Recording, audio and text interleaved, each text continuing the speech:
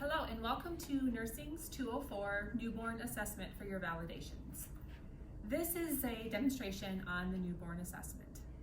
And if you follow along with your validation sheets, you'll see that I will cover everything that is on there. However, I go in a little different order. I'm going to show you real life clinicals so that you can determine how you want your technique to be. It doesn't have to be in the order of the VAT sheet. It can be what you make it, as long as it makes sense. So when you're validating, just let whoever's validating you know that you might go out of order, but that you'll cover everything. That way they won't stop you and say, oh, you missed this. That way they know you're going to jump around a little bit. So when you do the newborn assessment, you want to go into the patient's room, introduce yourself to the mom, let the mom know that you need to assess the baby. Do your good hand hygiene, put your gloves on.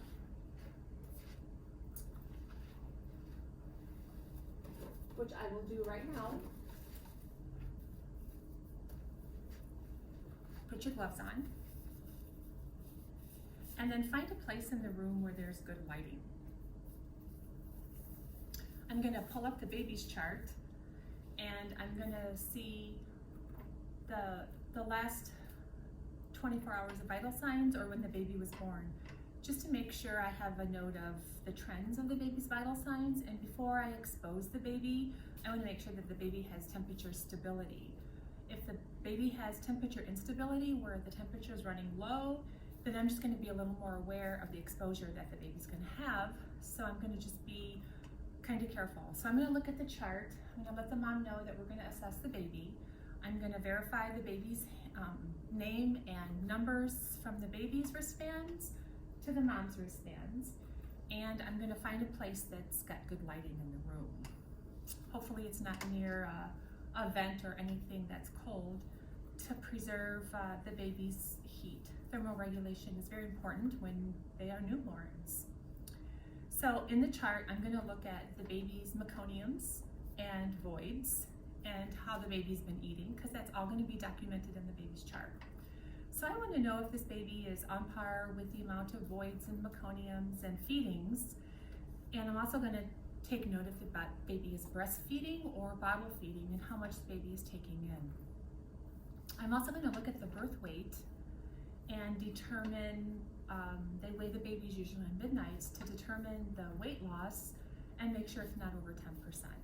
So I kind of did my nutritional part of this at the beginning. I would know that if the baby hasn't had a meconium yet, that I would really check the anus to make sure that it's patent and not sealed. So let's say this baby is good and has had good temperatures and has been feeding and a good amount of meconium and voids, and the baby has not lost more than 10%. So we know that this baby is good to assess. So before I get started, and if the baby is nice and quiet, I'm going to listen to the baby's heart rate with a stethoscope. And I'm going to listen for 1 full minute at the apical pulse. So the apical pulse is the 4th intercostal space. So I'm quietly keeping the baby wrapped and I'm listening for 1 full minute as I count on my watch how many beats that I'm listening for. I'm listening for the rate, the rhythm, and if I hear any murmurs. Murmurs are identifiable by a swoosh sound. Typically, babies' heart rates are between 110 and 160, and the faster they are, the harder it is to pick up on those murmurs. So with that, the slower heart rates are better, so that's why you want your baby calm or sleeping still. So murmurs are the swooshing sound, where the normal baby heart rate sounds more like a clicking versus a swooshing. So again, counting for 1 full minute and taking note of rate, rhythm, and murmurs. Okay, so now that I have the heart rate and everything, I'm going to go back and start with my head to toe assessment. But before I start that, I wanted to just make note that when I do uncover the baby, I'm going to be assessing the skin all over. I'm going to be assessing the skin for edema, rashes, birthmarks. I'm going to be looking at the nose for milia, which are little white dots all over the nose.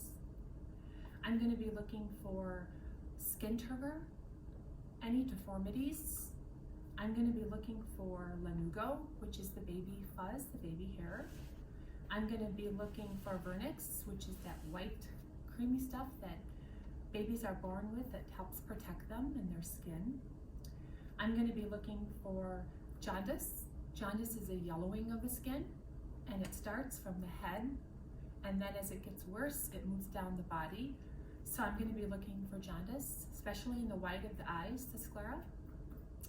And I'm going to be assessing for any type of edema. And a way to check for jaundice is if you press on the forehead or the sternum. If it remains yellowish when you let your finger go, and that's a good chance that it could be jaundice. That's why we want to assess our babies in good lights. So while I'm doing the assessment, I'm going to assess all of these attributes of the skin. Jaundice, peeling, rash, birthmarks, any excoriations, dry skin, scaly, the vernix, the lanugo. I'm looking for deformities, webbed fingers, making sure they have all the right digits. I'm looking for edema, skin turgor, moisture. So I'm looking for all of those things for the skin. Also, I'm assessing during my full assessment, I'm assessing to see if the infant is in any pain. So I'm going to use the NIPS pain scale, which identifies the state of arousal, crying, the respiratory patterns. If they're quick, then the baby could be in pain. Arms and legs and general state of arousal, if the baby's crying or not. So those are all indicators of your NIPS scale to let you know if your baby's in pain, and I'll be doing that throughout the assessment. So after I express what I'm looking for there, I'm going to begin my head to toe assessment. So normally they're in a crib. Sometimes they still might be in the warmer, but typically you'll find your babies in the crib. Keep your babies in the crib. Don't take the baby up. Don't walk around with the baby. Just keep it right over the bassinet. So we're going to start with head to toe. So I'm going to take the hat off because I know that my baby's temperature is good. Okay. At this point, if I wanted to do a temperature, I've already listened to the heart, so I could stick the probe in the axillary part and get the baby's temperature. Okay, so I'm going to start with the head. And with the head, I'm looking for general symmetry of the head. I'm looking for the shape of the head. If the head is too small or smaller than normal, it's called microcephaly, or if it's bigger, it's hydrocephaly. I'm looking for general symmetry. I'm also looking for caput, which basically looks like a cone head, and that is molding when it comes out of the vaginal canal. So that usually is just filled with serosanguinous fluid, and it goes away within a couple days. However, there's something called a cephalohematoma, and that looks like a knot on either side of the head. A cephalohematoma doesn't cross the suture line, so it looks like a half ball on the head. Now that's a little different. That is filled with blood. So that takes about 2 weeks to reabsorb back into the baby. But remember, the baby's liver is very immature, and an immature liver has a really difficult time breaking down red blood cells. So this will predispose the infant with a cephalohematoma to jaundice because they have to get rid of those extra destroyed red blood cells. Also, I always like to feel the back of the head for a subgaleal hematoma. Those are very dangerous, and that would be like behind. Your textbook has a very good picture of that, so that's another thing. So I kind of just put my hands behind the head.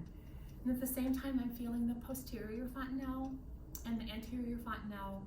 I'm looking for suture lines and noting whether the sutures are closed, which means they are tight, or open, which means they're separated, or sometimes sutures can be overwriting, which means they're overlapping as the molding occurred, and that's not a problem. You just document what you find.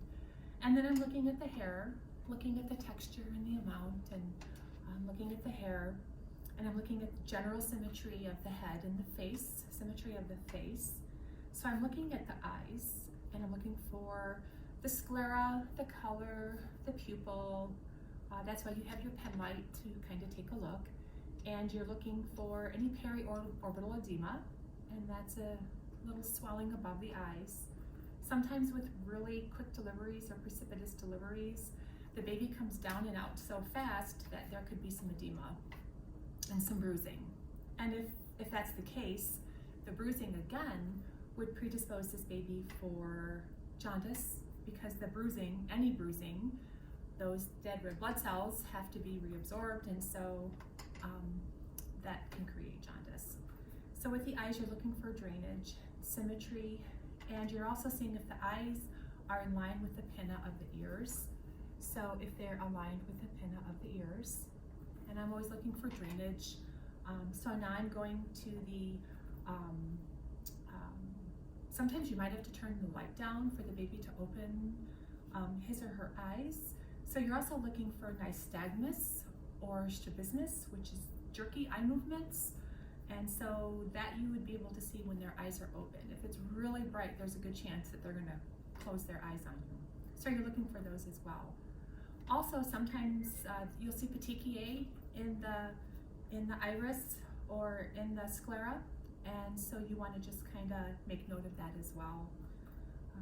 And so the ears, you're looking for drainage, you're looking for symmetry, and also they should have a moral reflex, so any kind of loud sound, or if you touch the side, you'll notice this throughout your assessment. They kind of startle and their hands flare up, and their hands go into like a C position, and you'll see that hopefully through your assessment. That's a reflex. So now you're looking at the nose, and you're looking for patency, and you're looking for drainage, and same with the ears. The mouth, you're assessing the mouth for a rooting reflex. So if you just slide your finger on the side, the baby should turn and want to suckle on your finger. You're looking at the tongue, you're looking at mucous membranes, you're checking for a suck reflex. So you're putting your gloved hand and seeing if the baby latches onto your finger. As the baby's doing that, you want to feel the palate. So you want to feel the top of the roof of the mouth to make sure that there aren't any slits, openings, because that needs to be documented and followed up with for sure. Sometimes clefts are not noticeable from the outside. Sometimes the secondary clefts are up into the hard and soft palates. So then you're looking at the extrusion. So the baby should push out with its tongue to your finger, and it should have a good suckle. And so the rooting, and you're just looking at the mucous membranes and the tongue. So now you're moving down, and I'm going to unwrap the baby for you, and you're assessing. Again, I might be going out a little out of order, but this is real life clinical and how I typically, this is my way in how I do things. So you can develop your own methodology to your assessment. So now I'm going to just feel the clavicles to make sure that they're not broken at this point. I'm also going to check the sternum for capillary refill. Again, I'm doing pain and skin assessment throughout. I'm also going to try to lift the baby up to see head lag, see what control the baby has of its head. And if I turn the baby's head to the side, one arm should go out and this arm should curl up. That's another reflex that a normal newborn will have. Okay, that's called fencing or tonic neck. Okay, so now I'm moving down. I've already assessed the heart rate. I listened for 1 full minute, and so I'm going to assess the lungs. So with my stethoscope, I'm going to listen to the 3 lung fields in the front. I'm also going to get the lung fields on the side, and I'm going to do the lung fields in the back with my stethoscope. I'm listening for rate, any adventitious lung sounds, crackles, rhonchi, any type of abnormal lung sounds. You might find that the first hour of birth, you might hear some fine crackles at the bases, and that's completely normal. Or some C-sections babies will have the same. Okay, so you're listening to the heart, remember, for 1 full minute, and then you're going to listen to the respirations and watch as you're listening to the breath sounds. So babies are not chest breathers like we are, so to really get a good count on the respirations for 1 full minute, watch the belly, because the belly is where you'll see the respirations. And the respirations, you're looking for just rhythm and rate, and it should be between 30 and 60. far as respirations go. Now I'm going to move down to the abdomen. Before you palpate, you always want to auscultate. So I would auscultate the 4 quadrants of the abdomen. Again, I've already checked the chart for meconiums and voids. And so I'm going to listen to the 4 quadrants for vowel sounds. And then I'm going to palpate. And anytime you really palpate a newborn's stomach, they guard and they get really tense. So it's really hard to genuinely palpate. They don't relax for you. But you want to look for symmetry. What you don't want to see is big on one side and low on the other. You want to see symmetry on both sides for the abdomen. So when you look at the umbilical cord, you're looking for AVA, so that's 2 arteries and 1 vein. And you're looking around the stump for redness, any signs of infection, anything along those lines. You're palpating the breast buds as well, and that's for maturity. And so now we're, since I'm here, I'm going to do the brachial pulses, which are easily found right here. And then the femoral pulses are more difficult to find, but those are going to be right here. And those are, like I said, more difficult to find. And while I'm here, I'm going to do muscle tone and range of motion. I'm going to see if the baby can grab my fingers. I'm going to be assessing the creases. So this is called palmar grasp, and this is plantar grasp. The baby should curl the toes around my fingers. And while I'm doing this range of motion and mobility, I'm going to do the Babinski, where I slide my finger up and around, and the baby's toe should fan out. The big toe should curl in. By about a year, that reverses and all will fan out. So that's another normal newborn reflex of the baby. And again, I'm looking for creases, general muscle tone. So now I'm going to get to the genitalia. If it's a boy, I'm going to just look to make sure that the anatomy looks normal for a newborn. I'm going to see if the testes have distended, so you should be able to feel those. I'm going to look to see if it's hypospadias or epispadias, so make sure that the urethral opening is well approximated and centered. I'm going to look at the whole general area. If it's if the infant has had a circumcision, I'm definitely going to assess a circumcision for redness, drainage, bleeding, and those types of things, and document that. With a circumcision, they have like a little crusty tip that develops around the penis, and so you want to make sure that you let that be. Don't rub that off. And they should have gauze and Vaseline for that as well. So if it's a female, you're looking for the labia majora, the labia minora, you're looking for the meatus, the clitoris. Sometimes they could have pseudomenstruation where you see a little bit of pink in the diaper, and that's totally normal. And you're just looking to make sure that the anatomy is what it should be. And your handout has examples of all of those photographs. So once you're done with the genitalia, you can put your diaper back on. And then at this point, I like to turn the baby over, supporting the baby onto its back, so that I can examine the back, and I'm looking at the spine. I'm lowering the diaper to see if there's any kind of spina bifida or meningeal seal. I'm also looking to see if there's a Mongolian spot, which looks like a bruise on the buttock, but it is not. It usually goes away in about a year, and sometimes European descents have that, or African American infants can have that. It's just a little area that will go away. Okay, and then you're checking the anus here, and the baby hasn't had a meconium, and you're just looking for the posture of the whole spine. And then afterwards, you're making sure that you're leaving your baby with a nice clean diaper, and you're wrapping the baby up. If you leave the baby open prolonged, it wouldn't hurt to grab some warm blankets out of the warmer that's usually found in every patient's room. And then to swaddle, I might as well demonstrate that for you here. It's like wrapping a little tortilla burrito.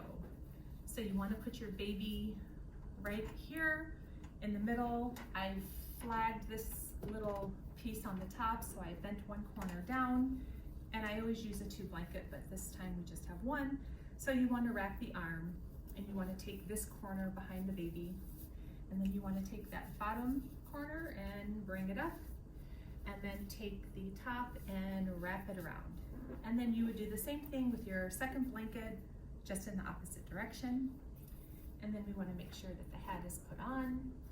And it's a good idea to put the head on after you're done with the head, just to, you know, maintain that thermal regulation of the baby. Babies are exposed to cold stress after birth, so there are several modes of cold stress. So one of them is evaporation or radiation. So we just want to make sure that we keep the baby away from drafts and cold areas and keep the baby protected. And then we would do the safety and the documentation again. We would document all of our findings, and that pretty much concludes our demonstration of the newborn for your validations. And thank you so much.